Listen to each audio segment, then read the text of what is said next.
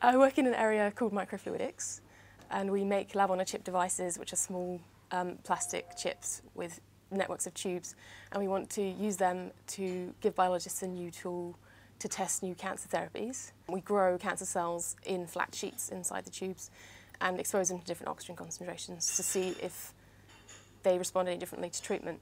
Patients have reacted quite differently to drugs, whether they have low levels of oxygen in their tumours or normal levels of oxygen in their tumours.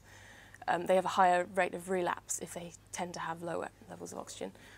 So we want to see if that's the actual reason for their resistance to cancer therapy.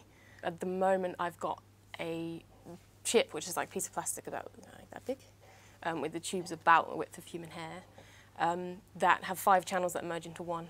And at the moment, I'm growing the cells inside this main channel, making sure that they're happy in there and stuff, and I can keep them alive long enough. And then after that, I'm going to set up an oxygen gradient across that. So at the top, they'll have lots of oxygen. At the bottom, they'll have not enough. And then we'll just add chemotherapy drugs and assess which ones are being killed by that drug and which aren't.